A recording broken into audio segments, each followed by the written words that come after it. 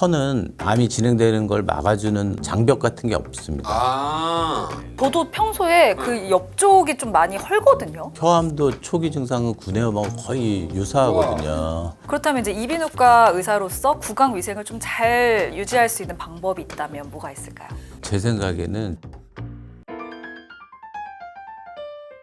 김철중의 이름은 낫는다. 소리 없이 찾아오는 복병암 시리즈. 오늘은 혀에 생기는 악성 종양, 설암에 대해서 알아보겠습니다. 네, 오늘은 고윤우 세브란스병원 두경보암센터 이비인후과 교수님과 함께하겠습니다. 어서 오세요. 네, 안녕하십니까. 안녕하십니까. 네. 제가 예전에 기사를 쓴 적이 있는데요. 잘 먹지 못해서 영양 부실이 오고 이게 전신호파에서 만성 질환을 악화시킨다. 그러니까 구강에 생기는 질환이 그렇다는 얘기인데요. 먼저 설암이라는 게 대체 뭐야 하시는 분들이 있을 텐데 맞아요. 자, 설암에 대해서 한번 설명을 해보시죠. 설암이라고 하면 두경부암에 속하는 암입니다. 근데 뇌를 제외한 머리하고 목에 생기는 종양, 암을 의미하는데요. 전 세계적으로 6위 정도 된다고 합니다. 이 설암은 혀에 생기는 거예요. 그렇죠. 구강이 세분하면 뭐 해부학적으로 6가지 부위로 나뉘거든요. 그 각 부위에 다 암이 다 생길 수 있는데 그중에 혀에 생기는 설암이 가장 많습니다. 혀는 근육으로 이루어진 아주 말랑말랑한 연조직이거든요. 그래서 이 암이 진행되는 걸 막아주는 어떤 장벽 같은 게 없습니다. 네, 그런데 어떤 경우에는 이제 바깥으로 이렇게 몽글몽글몽글 걸 자라는 경우가 있습니다. 사마귀처럼. 저희가 그게 사마귀 모양으로 자란다고 표현을 하는데 대부분은 안으로 파고 들어가는 성질. 예. 그럼 보이는 게 다가 아니군요. 그럼요. 예, 맞습니다. 제가 그 표현을 환자한테 많이 쓰는데요. 빙산의 일각. 일부만 보이는 거군요. 예, 요만큼만 보이는데 MRI 같은 걸 찍어보고 아니면 저희가 만져보면은 안쪽으로가 더 커다란 경우가 많습니다. 혀에서 호발 부위가 어디예요? 혀 앞쪽이에요? 뭐 뒤쪽이에요? 제가 이 두경부외과를 전공한 게 한 20년이 넘었는데요. 혀에 이 중앙에 생기는 암은 딱 한 명, 한 환자를 봤고요. 측면. 측면. 저도 평소에 그 옆쪽이 좀 많이 헐거든요. 네, 좀 네. 피곤하거나 하면. 혀암도 초기 증상은 구내염하고 거의 유사하거든요. 이게 구내염이 입병이라는 게 워낙 흔하니까 그리고 설마 내가 혀에 암이 생겼을까 그렇게 생각하시는 분들이 많은 것 같아요. 네. 그러면 많은 환자, 특히 뭐 이렇게 젊은 사람들은 이게 구내염이라 생각하고 진단이 늦어지는 경우도 많겠는데? 의외로 많습니다. 왜 이렇게 진행될 때까지 안 오셨을까 이렇게 의아한 환자들이 꽤 구내염이랑 좀 착각을 하시는 거죠. 예, 이 혀 절반이 다 종양으로 차 있는 경우 그때까지도 이제 병원 방문을 안 하시는 분들도 있으세요. 설암과 구내염을 구분할 수 있는 자가 진단법이 있다면 어떤 게 있을까요? 암인 경우는 건드리면 이 스크래치를 내면 쉽게 피가 날 수 있고요. 주변이 딱딱한 우리 경결이라고 그러는데 그런 증상이 있을 수 있고 이 암은 한 곳에 2주 이상, 3주 이상 지속되는 게 암일 확률이 많습니다. 이 병이 뭐 여기 생겼다 막 돌아다니는 거는 대부분 구내염일 수가 있고요. 그리고 이제 오래되면은 부치, 냄새가 많이 나거든요. 예. 그럼 구내염 말고는 또 좀 특별한 증상이랄 게 있을까요? 진행이 되면 임파선 전이가 되기 때문에 목에 혹이 목 쪽으로. 이런 데 막 만져지고 막. 네네. 근데 이런 자가진단법이 잘못 또 알려지면 환자분들이 병원을 방문하는 게 늦어질 수 있기 때문에 어설프게 이걸 했다가 안 되는 거지. 병원으로 달려가는 걸로. 네 입만 벌리면은 진단이 되는 거거든요. 그러면 이게 뭐 가족력이 있거나 이 고위험군이 누구예요? 전통적으로 알려져 있는 거는 제일 중요한 게 이 스모킹 흡연입니다.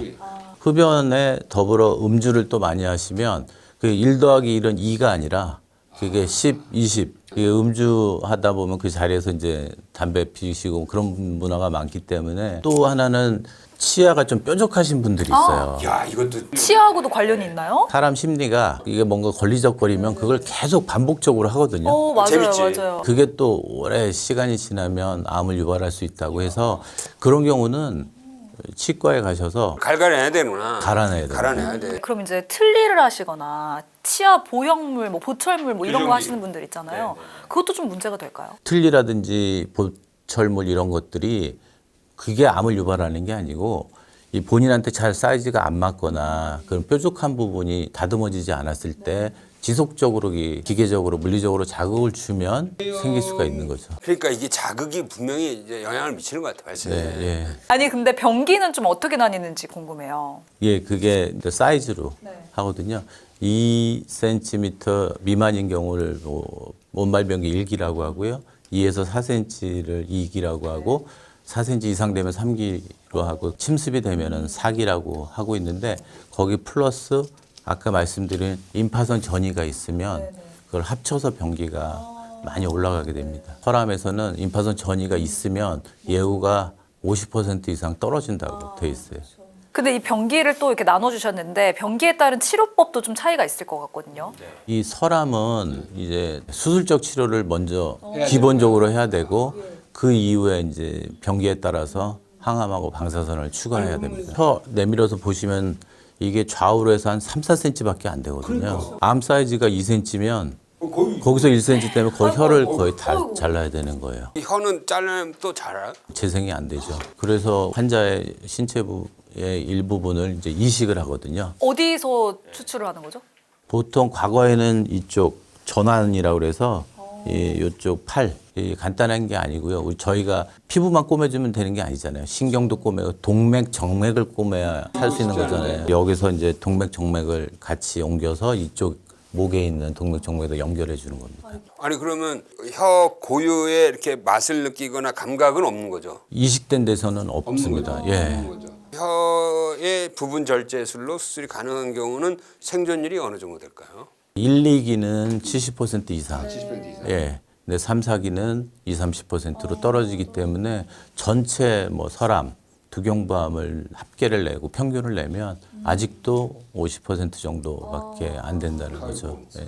그래도 치료법이 과거에 비해서는 조금 좀 발전하지 않았을까 싶거든요. 네, 많이 발전했죠. 최근에 이비인후과 영역에 이 구강에 생기는 암들을 로봇으로 수술하는 게 이제 거의 스탠다드가 된 것 같아요. 저희 때는 그게 손이 닿기 힘든 부위는 이 턱뼈를 열고 수술을 해요. 예. 근데 이제 구부러지는 로봇팔이 들어가고 또 열배 확대돼서 3D로 영상을 주기 때문에 훨씬 수술이 용이해졌죠. 이 설암 수술에 로봇이 들어온 거는 획기적인 거예요. 맞습니다. 예. 그렇다면 이제 이비인후과 의사로서 구강 위생을 좀 잘 유지할 수 있는 방법이 있다면 뭐가 있을까요? 제 생각에는 정기적으로 이비인후과 방문도 하고 치과 방문을 하셔서 저희가 하는 뭐 스케일링이라든지 그런 게 있지 않습니까?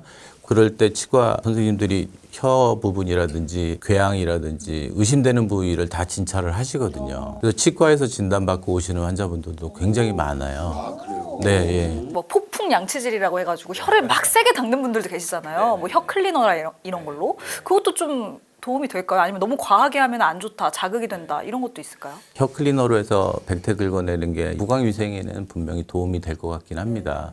연로하신 구강암 환자, 설암 환자분들은 대부분 이 구강 위생이 좋지가 않으세요. 저희가 말하는 치석, 플라크 이런 것들이 굉장히 많거든요. 근데 암 유발하는 물질들이 침에 고여 있을 수도 있으니까 그게 이제 백태에서 나올 수도 있으니까요. 구석구석 아주 잘 살펴야겠다는 생각이 드는데 끝으로 저희 구독자 여러분들께 전하고 싶은 이야기 있으시다면 한마디 부탁드리겠습니다. 마지막으로 꼭 그 말씀을 드리고 싶은데 설암을 비롯한 두경부암은 얼굴하고 목에 암이 생기고 수술적 치료가 들어가면 어쩔 수 없이 이렇게 상처가 보일 수 있거든요. 환자분들이 본인이 그거를 이제 인식을 하게 되고 남이 그거를 인식하게 되고 그런 거에 대해서 많이 걱정들을 많이 하십니다. 근데 최근에는 의학이 많이 발전하고 또 여러 가지 로봇 기술도 많이 발전했기 때문에 저희들이 가능하면 치료 후에 정상 생활을 할 수 있고 자신감 있게 일상생활로 복귀할 수 있게 두경부외과 의사들이 최선을 다하고 있습니다. 그래서 진단되셨을 때 너무 걱정하지 마시고 이비인후과 방문하시면 좋은 치료 방법을 선택받을 수 있을 것 같습니다. 그리고 오늘 그 정말 중요한 교훈이 설암은 혀의 측면에 생긴다. 그리고 초기에는 구내염과 구분이 어렵다. 하지만 구내염이 2주나 3주 이상 오래 간다든지 자기가 손으로 만졌을 때 조금 딱딱한 느낌이 든다든지 지체 없이 젊어도 이비인후과를 가서 한번 검사를 한번 받아봐야겠다. 네. 오늘 복병암 시리즈 4번째 설암에 대한 이야기 나눠봤고요. 궁금한 점 있으시면 댓글로 남겨주시면 저희가 답변 드리도록 하겠습니다. 함께해 주신 교수님 고맙습니다. 네, 감사합니다. 감사합니다. 네. 네.